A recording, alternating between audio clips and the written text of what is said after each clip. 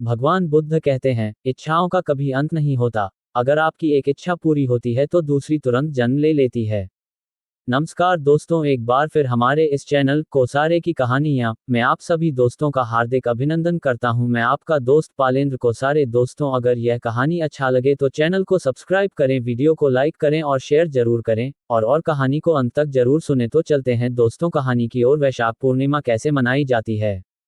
भारत एक विविधताओं वाला देश है, जहां हर पर्व और त्योहार सांस्कृतिक, धार्मिक और आध्यात्मिक महत्व रखते हैं। वैशाख पूर्णिमा हिंदू पंचांग के अनुसार वैशाख माह की पूर्णिमा को आती है और इसका विशेष महत्व होता है। इसे बुद्ध पूर्णिमा के नाम से भी जाना जाता है, क्योंकि इसी दिन भगवान बुद्ध का जन्म, ज्ञान प्राप्ति और महापरिनिर्वाण हुआ था। इस दिन को हिंदू, बौद्ध और जैन धर्म के अनुयायी बड़े श्रद्धा और भक्ति के साथ मनाते हैं। वैशाख पूर्णिमा का धार्मिक महत्व। हिंदू धर्म में वैशाख पूर्णिमा को अत्यंत पुण्यदायी माना गया है। इस दिन गंगा स्नान, व्रत, दान और पूजा का विशेष महत्व है। ऐसी मान्यता है कि इस दिन किए गए पुण्य कार्यों का फल कई गुना अधिक होता है। ये दिन सत्यनारायण व्रत, कथा और पूजा के लिए भी विशेष होता है। वहीं बौद्ध धर्म में ये दिन बुद्ध पूर्णिमा के रूप में अत्यंत महत्वपूर्ण है, क्योंकि यही दिन भगवान बुद्ध के जीवन की 3 प्रमुख घटनाओं से जुड़ा है: उनका जन्म, बोधि प्राप्ति और निर्वाण। कैसे मनाई जाती है वैशाख पूर्णिमा। 1. स्नान और व्रत।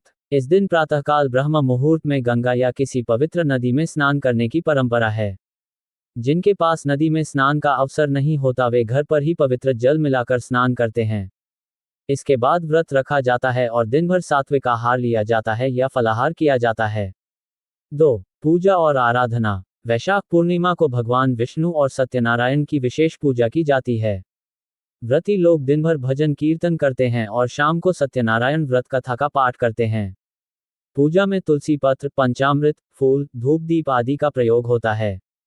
3. दान का महत्व। इस दिन अन्न, वस्त्र, जल से भरे घड़े, छाता, पंखा और धन का दान करना अत्यंत पुण्यदायी माना जाता है। विशेष रूप से जरूरतमंदों और ब्राह्मणों को दान दिया जाता है। 4. बुद्ध पूर्णिमा के रूप में आयोजन। बौद्ध अनुयायी इस दिन बुद्ध मंदिरों में एकत्र होकर भगवान बुद्ध की प्रतिमा का स्नान, पूजा और धूप दीप से आराधना करते हैं। बोध गया, कुशीनगर, लुम्बिनी आदि स्थानों पर विशेष कार्यक्रम आयोजित होते हैं। प्रवचन, ध्यान और शांति यात्राएं निकाली जाती हैं। 5. सामाजिक और सांस्कृतिक आयोजन। कई स्थानों पर इस दिन मेलों का आयोजन होता है। साथ ही विद्यालयों, मठों और सामाजिक संस्थाओं में आध्यात्मिक और नैतिक शिक्षा पर आधारित कार्यक्रम होते हैं।